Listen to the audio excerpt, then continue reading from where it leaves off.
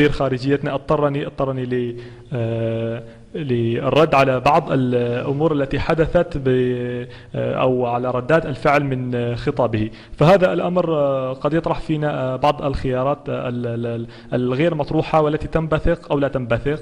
هذا كلام لن يفهم ولن أتكلمه مرة أخرى لأنني لا أفهمه ولا أنتم تفهمونه. إذن سنركز على فكرة مهمة. عندما قال وزير خارجيتنا البقرة عندما قال أن ننسى أوروبا، فهذا أمر يعني مثلا كيف ننساها مثلا؟ ماذا سيفعل ملايين المعجبين بالكلاسيكو؟ هل سنحضر كلاسيكو السودان؟ إذن الأمر غير وارد في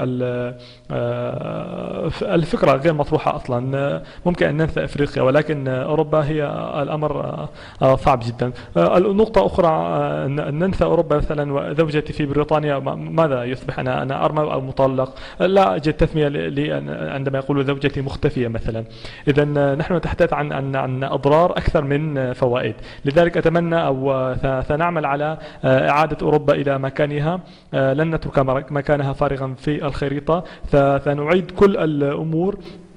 لن نضحي بإعادة مثلا ميسي إلى الأرجنتين. كريستيانو سيصبح بلا مأوى مثلا. من سيحويه؟ هل سيلعب بالأندية الأمريكية؟ هو لا يلعب في الأندية الأمريكية، هو لا يلعب إلا في الأندية الأوروبية. إذن هناك أخطار جدا قد تحدث. ونتحدث بأمر آخر مثلا عن اللاجئين. نحن ندعو جارتنا لإعادتهم إلينا.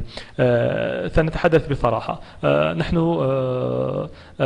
يعني أرسلنا إليهم الجيش والأمن لإبادتهم، ولكن نحن ندفع ثمن الجيش وندفع رواتب الجيش والأمن، وعندما يذهبون ويعودون خالي الوفاض يعني أموال الدولة ستهدر، ستصبح مهدورة. نحن لا نرضى بهذا، وخصوصا أن اقتصادنا جيد ولكنه على وشك الانهيار.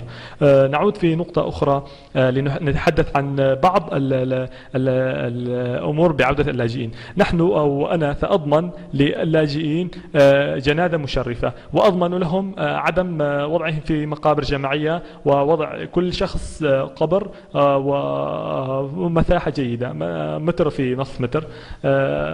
هذا أقل ما يمكن أن نفعله لأبناء بلدنا.